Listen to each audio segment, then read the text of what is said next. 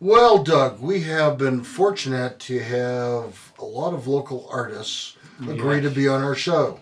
Right. We're fortunate because we found somebody that agrees to be on our show. Tonight is no exception. Jantzen Peake, What's his name again? Jantzen Peake. Hopefully I remember during the show. Well, my money is on, the 50-50 shot. Yeah, will the Phillies win the World Series? And so he is an artist, a painter, a curator of art galleries, putting on art shows. So I'm real excited to hear what he has to say tonight. And let's take different talents, a multi-talented man. Multi-talented man who likes Tim Burton, I understand. Oh. We'll find out more. Well, cool. Here on the third chair, we're with Jantzen Peake. Jantzen, thank you for being here. Thanks for having me. As we've mentioned, you're a man of many talents. You do a little art curating. You're an artist in your own right. You have a dog. Yeah. These are all very important things. It takes a lot of talent to have a dog. It takes a lot of talent to have a dog. That's right. Let's ask you a couple questions about being an artist. And this is a question we ask a lot of people. How do you make time to create? Yeah, that's a tough one because when I was working a 9 to 5, it was really hard because I'd be working that 9 to 5 and I'd be like, I'm done. I need to eat dinner and maybe watch some stuff on Netflix and I'm done. So knowing that I had to make a decision and whether or not I'm going to devote that time to figure out when I can create and have a clear mind for that too, because I'm thinking about all the things that the 9 to 5, she said this, blah, blah, blah, so eventually, I don't know, I find most of that portal is opened up around like 10 p.m. I don't know why. That's been like more of a current thing where like 10 o'clock, I'm just, because things shut down, the noise, the white noise and everything like quiets down and, I'm able to open up and create. So 10 o'clock to about what time? That can go to, it depends, that depends what I'm working towards, but that can go to like 3 a.m. at the very latest. Wow. Like 3 a.m. I cut it off. Those are like that's 5 like, hours is a lot of work though. Yeah. So, I mean, that's my gap, generally speaking, probably like 1:32, After a long day, how do you create mental energy to apply to your artwork? I have to, it's kind of like, just it's like yoga, taking a breath, and, going outside. If I've been inside all day, I'll go outside and just take a big breath of, fresh air and then come back and start working, But, it's hard because, at those hours, my eyes are kind of like, getting heavy and I'm, so I have to like, how do I wake up? So, a lot of times it's caffeine, Lots of caffeine. It has to be most something. of the time in those hours, my eyes are shut for a while. And, most people are sleeping, like businesses are sleeping. It's like, you look at a apartment complex and all lights are off, but mine. Yeah. Is there any music that really helps, like a little Pink Floyd, Led Zeppelin, or what? What's your taste? I mean, I love all that. I love all that, but I think something that would be perhaps a surprise is, Mozart, Beethoven. Those are the. They were geniuses. Yeah. With their music and their when I writing. feel like I'm getting a bit of that geniusness when I'm doing it. It's like this, like this injection of geniusness. But I love like Metallica and Iron Maiden and all of those, but it's instrumentals, and I am finding the Mozart and classical music really is the ambiance. This writer I know of, he says he likes working at night, and he says during the day my PBS music. They play the Beethoven and Mozart, and he loves it.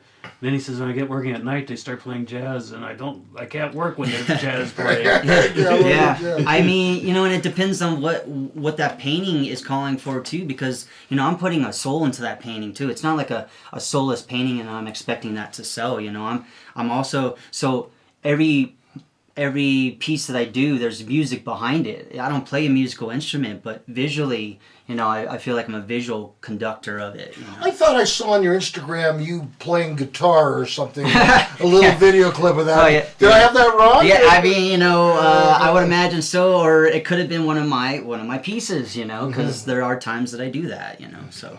It's kind of interesting you mentioned you hear the music. I remember reading some musical writer, composers, and I don't know which one, or even if they're famous, but they said they see colors with their music.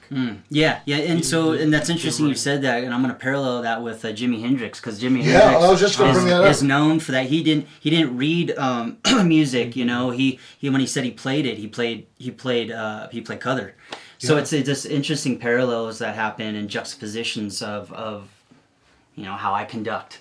Yeah, and when Hendrix would want a certain rhythm by the percussionist, he would say things like, "Okay, it needs to sound like rain." Yeah, it was that same sort of visual. Yeah, I think me and him could have got along really well. Yeah. But yeah, it would be interesting to see the picture all along the watchtower. Oh, so, yeah, I will. Yeah. The question we ask a lot of guests is, do you get the equivalent of writer's block when you're working on a piece, and how do you deal with that? That's you say writer's block, but you didn't say sort of visual block. Yeah, the equivalent. But I understand visual block. So I don't know if there's but keeping a sketchbook. So when and so.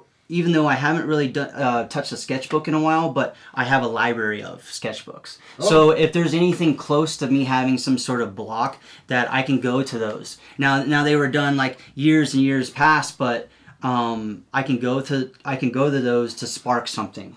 It's Sure. So does that mean like you have like a sketchbook beside your bed and yeah. you wake up in a cold sweat? I gotta draw this. I gotta draw this now. I mean, I really. Sometimes do you not recognize what you were drawing at 5 a.m, or? You think that would happen in the same time when I tell you that I'm doing my art. Let's say 10 to 3 or 10 to 2. I am so tired. I am so like done that there's I don't think there could ever be that energy to do that unless I woke up from some sort of nightmare or something and like sure that could lead to something interesting. But I do for the most part I do have a sketchbook because 10 to 2 like I'm saying I'm cutting off and I need to go to bed because I need to wake up at this time that I still have that energy and I not necessarily wanting to go to bed, but I'm cutting myself off for that. And so I'll have a sketchbook and I'll draw until like I'm falling asleep. And you'll see that kind of line. It's like most of the sketches done by our producer look like that as well. Yeah. They're sticking in that. But the whole picture looks like that. Yeah. Those strips. That was some really great art that I did. It was genius how you set up the shot, but nobody knew what the heck it was. Only one person needed to know. That's right, and thank goodness your wife was there. So, do you have like in our pre-production meeting you talked about you have some mentors from the past that you can call if you have questions or you need insight. Do you have a group of people that are sort of you're in real time with? Relationship to keep you on track to keep going forward or that sort of thing? For the most part, it's these kind of going on social media and finding these artists that are doing work and current work and having shows, and that inspires me, But there is one artist that I did grow up with, and his name is Greg Crayola Simpkins. He was a graffiti artist that turned fine artist, and he's a fine artist till this day. He has a full on family, and so those things inspire me because you get a lot of people who are like, you can't have a family if you're a full-time artist. You can't have a roof over these kind of things, So I can just go back to that, and I can ask him no matter how busy he is, and he'll answer me. All right. Well, we have a question that we're going to ask when we come back from our first break, and that is, what's the hardest thing for you about being an artist? When we come right back.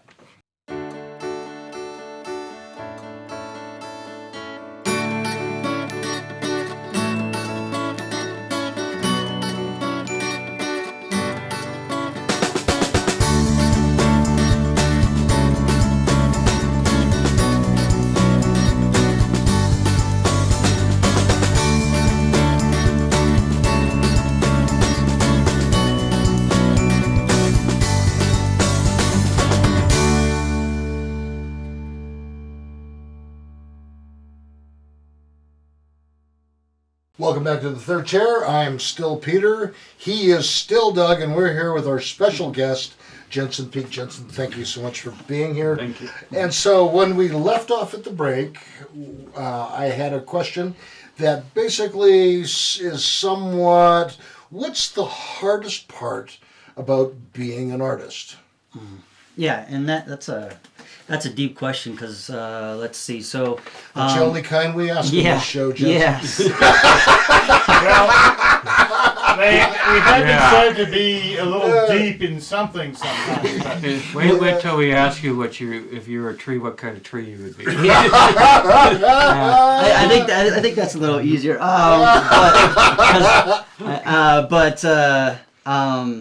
Yeah, well, we're making a living off of it, of course, and so I teach, and sometimes I have to do side jobs, and winter's coming along, and this is when things slow down, so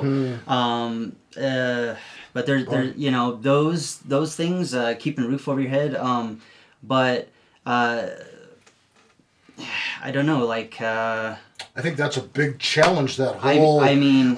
I don't know an artist that doesn't have a side hustle. Yeah, you have to have different things kind of coming through, and doing events and networking, and and those networks go away, and you have to find new networks. So just kind of keeping motivated. Let's see, keeping a positive mindset of why I'm doing this. Sure. And who am I doing this for, and what's my legacy, My middle daughter did the arts program at Pikes Peak Community College, got one of two associates, and what I discovered while she did that program is, man, the supplies are so expensive. The canvas and the paints, it's like it's like serious money. Yeah, you want good ones because your customers want good ones. Well, that's a good point as far as good ones, because when I teach, I'm not teaching getting even though you're starting out, getting cheap supplies, because if you're getting cheap supplies, then you're gonna have that experience going into it. Where it's not gonna work this way, and it's not gonna work that way, and then you're gonna be like, nah, I don't do this, but not knowing how it really is or how it should be, So, but well, it's good that you get relatively cheap supplies for because you teach at art school, so people can kind of experiment with things. Yeah. You don't want them to have a $500 not like the most, whale it's color. Kind of more. It's kind of like more mid grade is what I'm talking about. Mid grade. I'm not saying get But these these are the only ones. So Yeah. I give options and stuff. But yeah, like you were saying, the materials are expensive, but when I have money for them, I make sure I'm, when I'm running a little bit low, that I get those. So, when I'm creating, I don't want to have to go to these places or Amazon or whatever, because that breaks that chain of command of creating, so... Well, one of the questions that I've wondered about for a long time, and now that you're on the show, that I have a chance to ask you, and that is, our producer does the most terrible stickman figures. And the question is, if he was to take a course at Bemis Art School and you worked with him as an instructor, could you improve the quality of his stick figures? Guaranteed. Guaranteed. We're really excited about that. But this episode may look a little different because I'm going to use my post-production magic to make Peter look Like a stick figure? green. Yeah, that's all right, yeah. Oh, you're saying I'm green with envy. Well, then that's fine. I'm going to hold my breath. Well, Doug's we'll gonna just ask talk me to the him question. out of Yeah, this. Doug will just duct tape you to the seat so you don't fall. So you talked earlier about if you lose like a contact, you have to find another one. How do you keep up on all that? I mean, where do you look and how do you find out what's happening in the art world? I mean, I'm one person, but I multiply into several different types of people where I'm on, social media, and I'm my network within that social media has other networks, and I'm on it, I'm on it for, I said I do my paintings at 10, from let's say 9 to 10 p.m. I'm on social media. I'm doing answering emails, doing all that kind of stuff to then know that, okay, that's working. Now I can go on my art. I can do my art, because that's, if I have something pulling me away from art, I'm not fully committed into it. And that's another thing people don't understand is that, okay, I'm a talented artist, doesn't mean I can just kind of jump in and start painting. Okay, you need to feel comfortable. Everything else is And everything's shut off. I can't go to this restaurant. I can't meet, this person here. It's closed. The town is shut off. People are sleeping. It's an anxiety thing. It's a mental thing. And so when I do my paintings, I want that positive energy. And again, when I'm listening to Mozart and stuff, that helps me calm and then devote as much purity as I can into that painting or whatever I'm working on. I hope that answered it. That was I think great. so. I It's like great. it. I was just grinning because people don't know that I'm a classically trained clarinetist, or at least I was. And Tchaikovsky and the 1812 Overture was my favorite piece. Yeah, I love And that. I think I love mentioned that. that last episode I was on, but that probably won't be on for Yeah, I love that. I forget all the names of all these, but that's I mean, I thought it was kazoo. The kazoo. Kazoo. the recorder. I had a student that said they played recorder, and I was like, recorder? I was thinking like a tape recorder, Like I was like, what's this recorder? This kid's like 6 years old. But if I showed you, and this blew me away, my last painting class, 6 to 9 years old, 9-year-olds. The 6-year-old student painted this landscape, like a beautiful landscape. I was just so impressed with that. So when you say, "Can I teach someone?" It's nice when you see some like, oh, Yeah. Now this student now remind you too that this student was all over the place, and like I had to convert that energy of a 6-year-old into that painting. And so again, that's what I'm talking about. I never had anybody teaching me how to convert that energy into a painting like that. And so with me knowing that, I'm able to do that. And if I showed you this, I guarantee you'd be impressed. With that conversion of energy for the 6-year-old, did it involve duct tape? if you are going to sit here.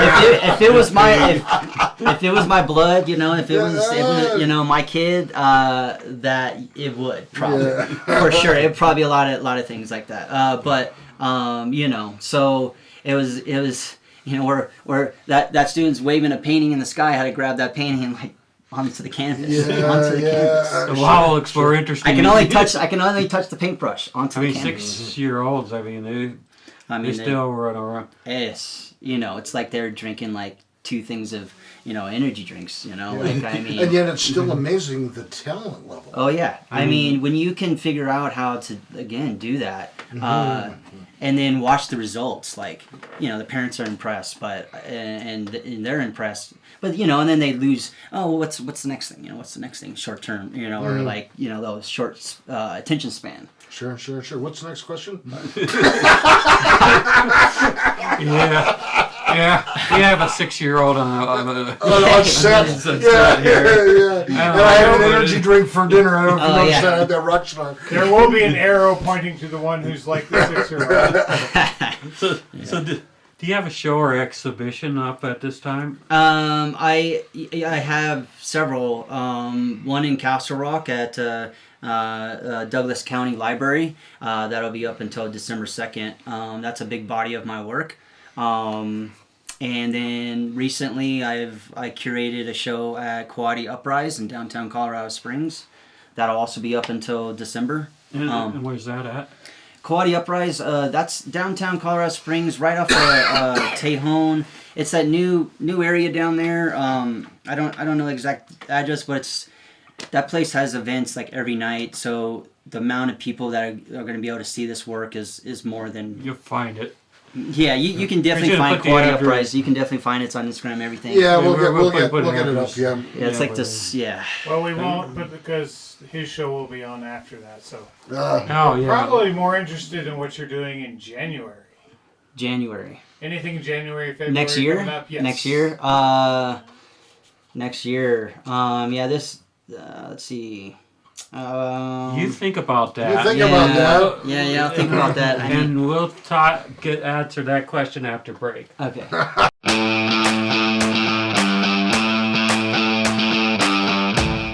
Real people, real stories, real life. We're looking for guests. We're looking for you here on the third chair. I'm Peter, that's Doug, and how many different ways can we have guests? Oh, at least 3. We can have them here in the studio in Colorado Springs. We've had guests all the way from LA on Zoom, and we have gone on location, and we got our 3rd one already in the planning phase. Awesome. Send us an email and we'll get you on the show.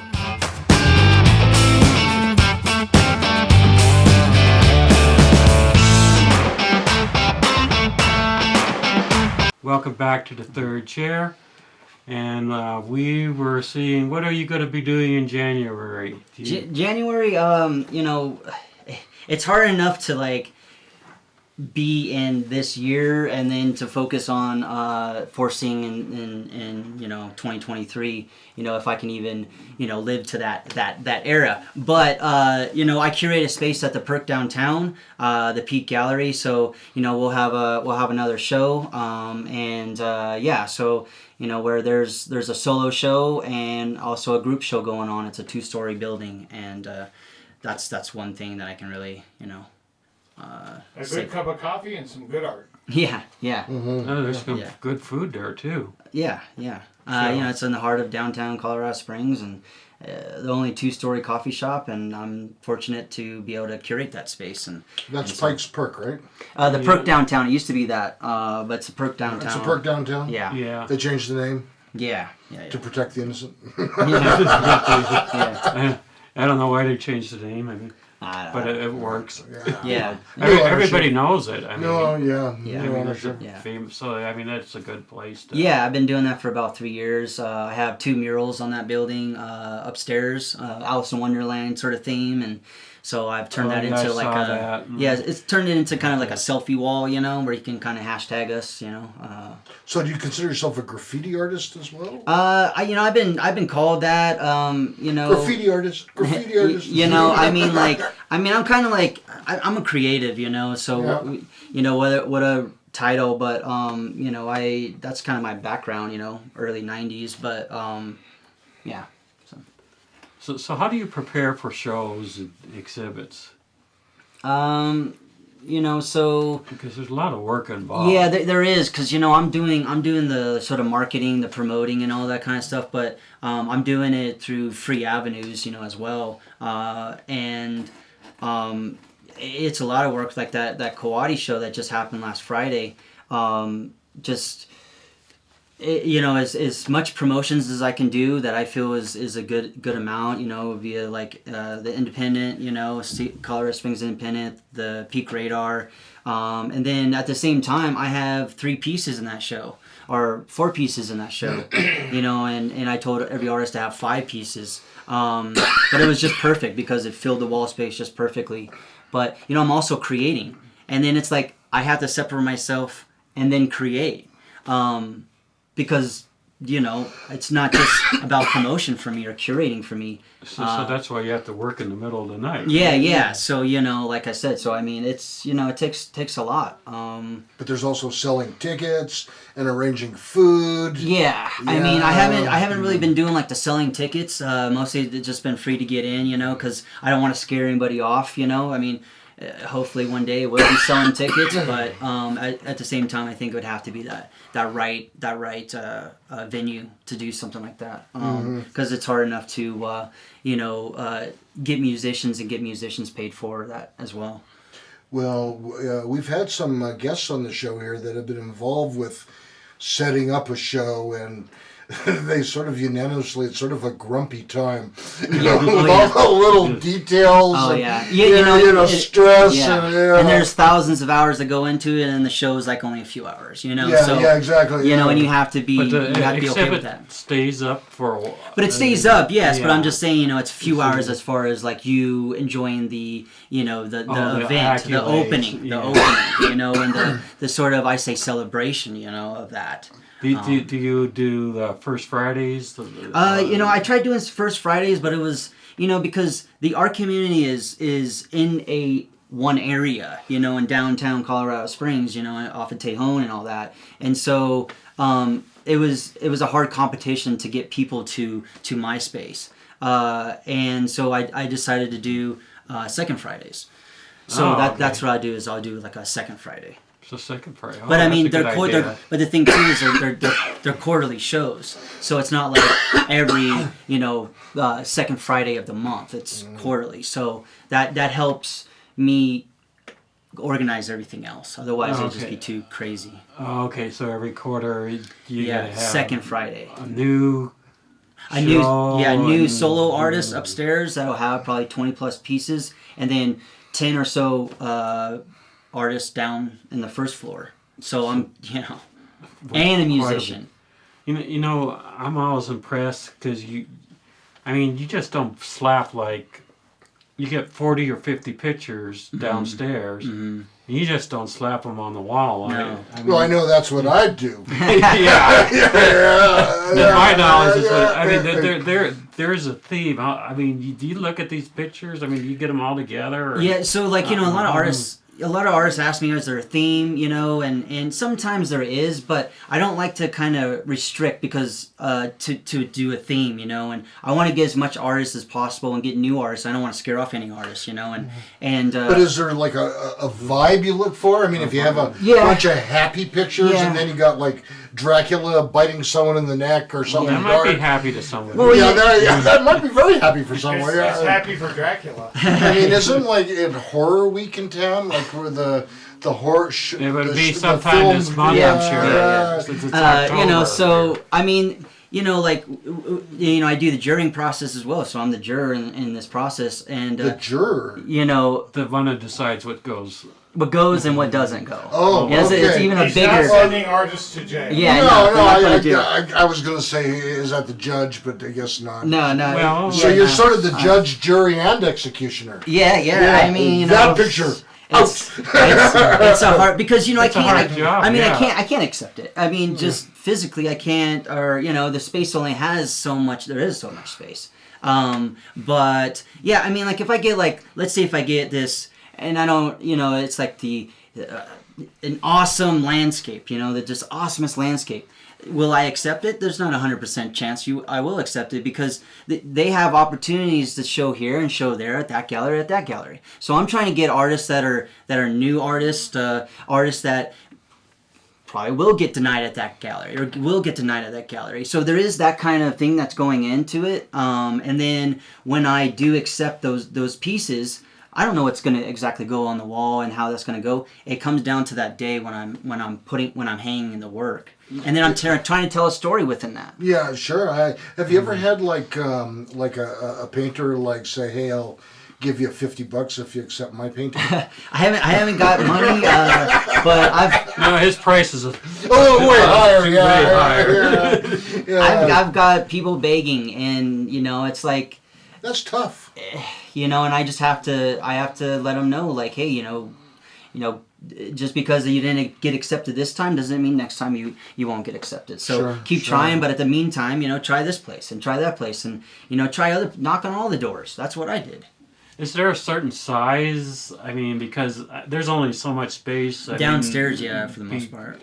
Generally, yeah, there's a certain size, you know. I don't, and weight is a main one. Like I've accepted this one piece one time that was probably about this big, you know, and it weighed like you know 20 something pounds or so, and so we had to do a special hook, and like I was on this ladder, and I'm like, I'm not doing that again, you know. So did you have to have somebody help you? Yeah, hang that one you know, up because that's. But that's a good thing. I wouldn't have thought about like how easy for a heavy thing to like just fall off. But I don't want it falling off on a customer. And then or a customer. You know, so that's another thing. Eating So there's your lunch, those. and all of a sudden there's a painting in there. There's that would be bad for landscape. business. Yeah. I just came for a coffee. Yeah, and now I've got a landscape going through my brain. Yeah. And then the perk didn't even get to sell the coffee. He was already knocked out. Yeah, so Well, maybe he's sitting at the table after you. it's not the easiest position, but you know, at the same time I've learned so much, and I've met so many artists that I don't think I would have otherwise. And I've been able to sort of mentor these artists too, because I get a lot of one time I got someone that submitted, and I accepted it, and they came into the intake where, you know, all artists bring their work for me to hang, and this artist, the glass was broken, and you know, and I'm like, you know, I can't accept that the glass is broken, you know, or you know, the way they hang sometimes is like jimmy rigging it, and you know, if I hang that, there's no guarantee that's going to stay hung, you know, so I have to look out for those things too. But Sure. Next segment is the fourth segment, so we're going to look at some pictures. Yeah, we're gonna look at some pictures. Awesome. Odd. Peter, that's number 4, comes after number 3 and before number 5. Okay, gotcha. I've learned from our auditor. Yeah, that's right. Teaching him hard. Yeah, Nice. yeah. Nice. He's tough on generals as well. yeah, hopefully nobody gets any nightmares from these images. Yeah, I'm looking forward to seeing him.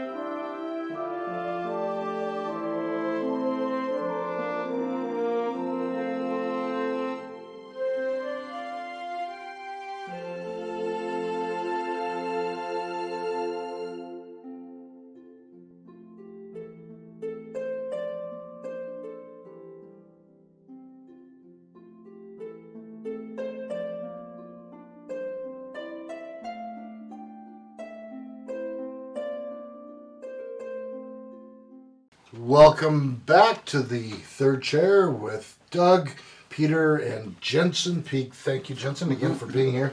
We're going to look at a few of your pictures here in just a second.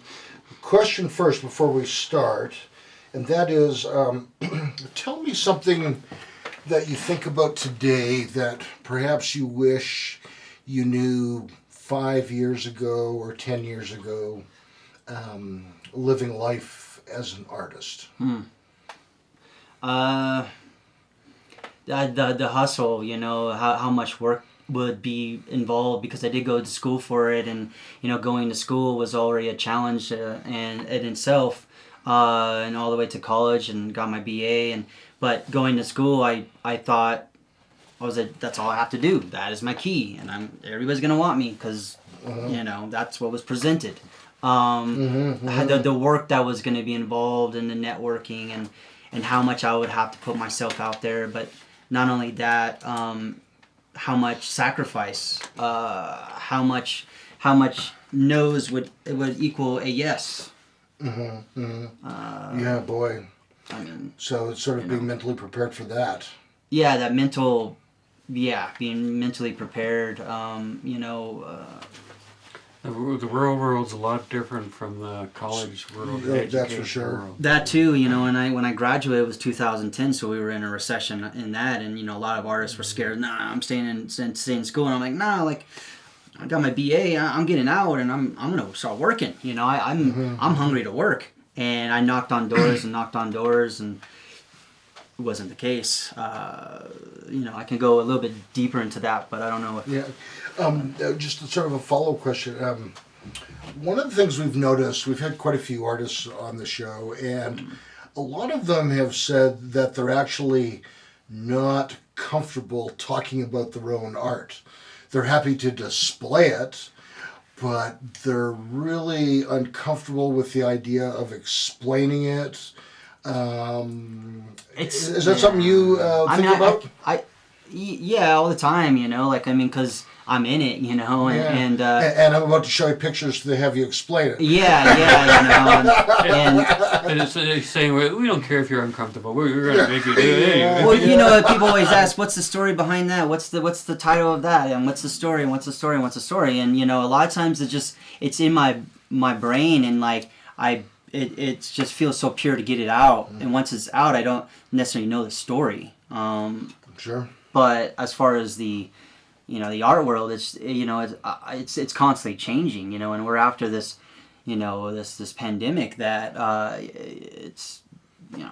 it's changed completely, and it's put me on my butt, So sort of this sort of free fall that I didn't, no one expected, but for someone like me as a this full-time artist that. When I was teaching, I had to do it online, and that must have been. That was There's that was certain very hard things that are time. almost impossible to do online. So you almost need the proximity to each other. Yeah, because there's good that came out of it. I like to always look at the good, the positive, but there, if we were still in that, and I was still on. I don't think I would be online.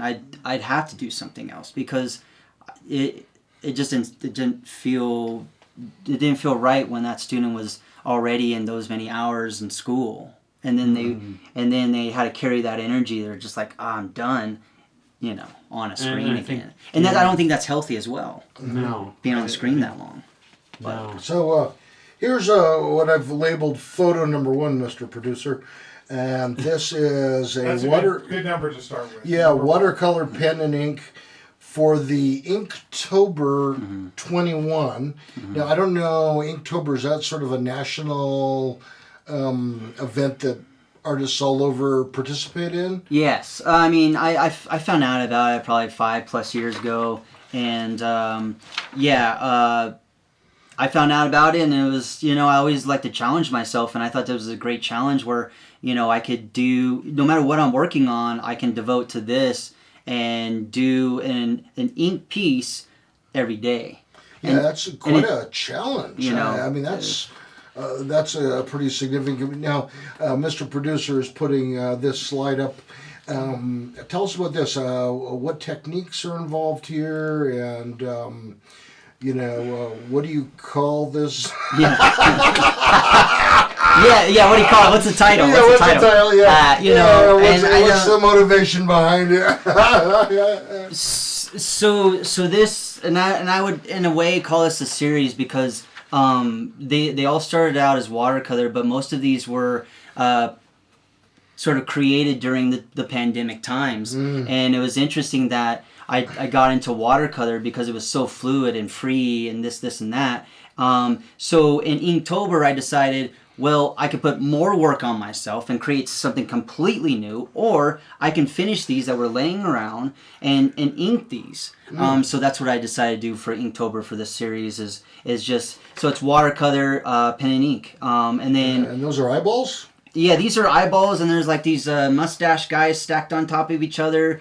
This is not the full image. You can kind of slide this on Instagram and see, close-ups and then the full image. But it's bizarre, but it's also, those were really bizarre times, and that's all I can really kind of say is that, there's not really any big story behind it, but it's just pure energy and just. Here's the second one, photo number 2. I really like this one. That's this my one, favorite. This one too. could be on a baseball card. Yeah. Now playing second base for the Philadelphia Phillies. There was a set of baseball cards, but I also think some of the 50s comic books that remind me of some of those where I saw pictures and it's like, well, those are really neat characters, but I never got to read the comic books. Yeah, this is from Ren and Stimpy. So this is Ren. Is it? Yeah. I wasn't sure. Yeah. So this is Ren, because his facial expressions changed, and that was one that I really I got a kick out of, and because it wasn't Ren, it was like something, he sees something, and so Maybe I'll have to start watching Ren and Stimpy. Yeah, so that these are cartoons that really inspired my style and. I don't know, the sort of kid inside me. Yeah, I like it.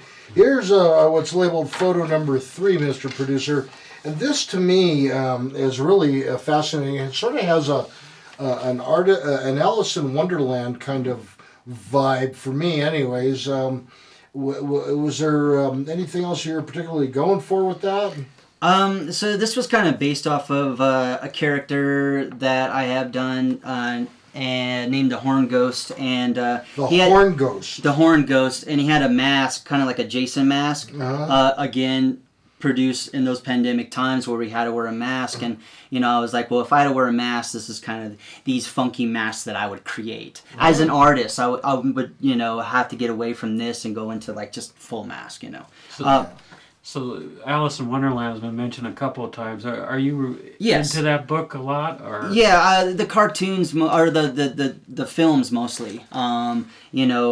Definitely just because, as that artist created that, that world. I'm creating my own world, and I'm picking from those and the colors, and I'm known for my colors. But anyways, it's kind of like in this thorned sort of rose, but the rose part of it is kind of like a coffee mug or like a coffee cup. So as I was telling you, I'm at the Perk, and and one of my big patrons is a big time coffee drinker that I'm always kind of thinking of ways to kind of put my art into that sort of popularity, with the coffee enthusiasts. I mean, it's got a little bit of manga feel to it, a little bit of Japanese ukiyo. Were those influences growing up? Not so much, but when I come across what is popular, that I kind of get into that, and like my eyes are these portals, and then I filter it into like my style. So yeah, perhaps, but I grew up with like Warner Brothers, and like Bugs Bunny and all that kind of stuff. So I just trying to create my own world. What's Opera Doc? Yeah, the Tasmanian Devil's my favorite. Yeah, Tasmanian Devil. What's Opera Doc is the greatest cartoon ever made. Yeah, that's for sure. Felix the Cat. All those. I just. When I was going through college too, I took character design. I took animation. I thought I was going to be an animator, but the students I saw excelled faster than I did, no matter how much work I put into it. So I was like, I got to change courses here. And so there's that behind it as well. Because I'm going deeper than just watching the films. I'm seeing how it's created. Well, I think we should take a break, Doug. And when we come back, we can find out a few things such as, are you taking on new clients? Do you do commission work? How can people contact you? Okay. Did psilocybin and magic mushrooms play any role in anything you've done here tonight? That and more questions will be answered in just a moment.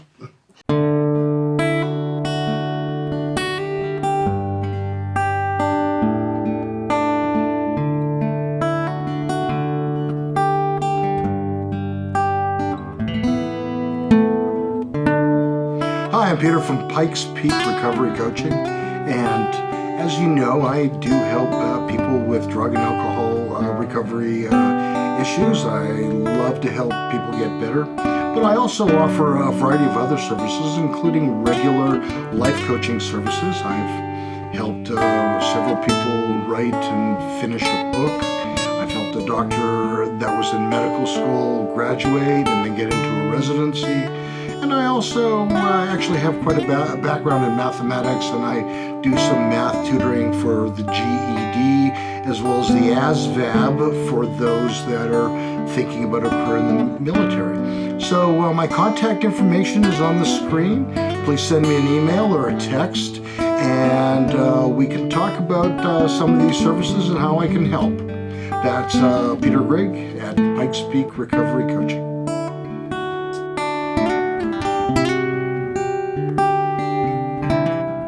Welcome back to the third chair. When we left off, I kind of asked a little bit of a silly question about magic mushrooms, and during the break we talked about that a little bit. And you know, many artists find that things like magic mushrooms and LSD really do not help their artwork.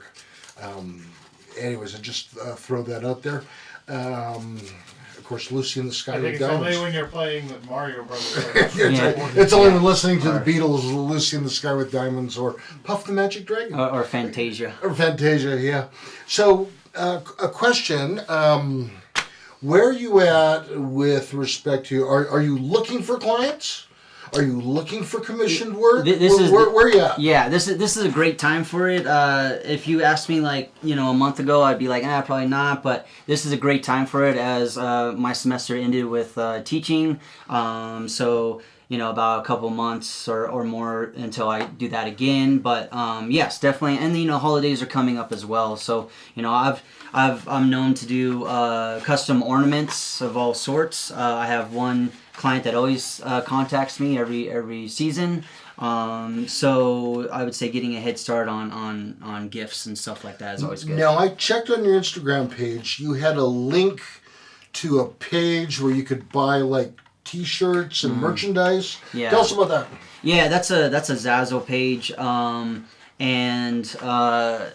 I basically because if I was to create shirts, I'd have to put forth that money and then have to sell those. Otherwise, I'd have all those shirts. So that's just a way for me to provide another avenue for my art and for people to collect my work, whether that's shirts and hats and all that kind of stuff. That's a trend. People sort of print it as they order it rather than having a giant stockpile of 100 shirts. They take a percent. Closet. I take a small royalty, but they're doing everything for the most part. Yeah, real common.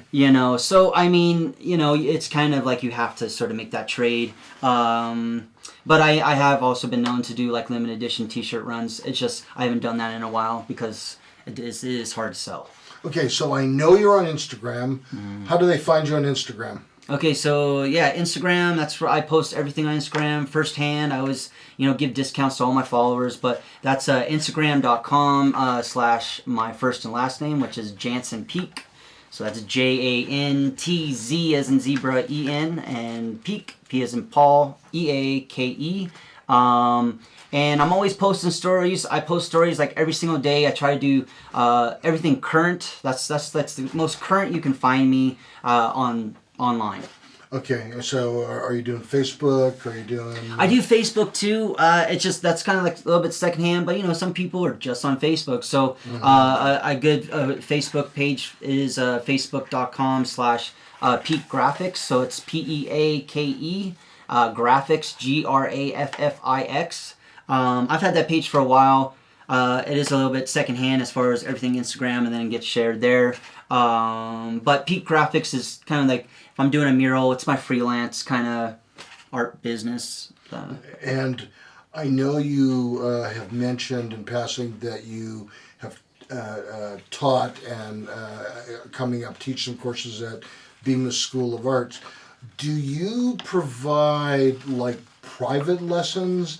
And if you do, how should people contact you? Yeah, you can contact me via social media, but I do private art lessons. As I said, this semester ended. I like to do. That's when I kind of open it up. So I may teach at Manitou Art Center, the library district, Pikes Peak Library District. They have a studio that you can do that as well. Or they can email me. My email is my first name, Jantzen, JANTZEN _ my last name, P as in Paul, EAKE, at yahoo.com. They can email me there. Also, even in Bemis, I tell my students if they want a follow-up course, an intermediate, an advanced course, I do that one-on-one. I don't teach at that school. I do it one-on-one because I feel that that's the most proper way I can devote all my attention to them, to that one student. Awesome. Now, we are very, very thankful you came for the episode, and we're also grateful that you are going to do another one. Yeah. So we will see. Live in this basement for a week. Yeah. Live in this basement for a week. And please like, subscribe, share, and hit the notification Probably bell feed you at icon. least twice. Yeah. Gotta feed me though. That's right. Yeah. Yeah, and we will see you all next week.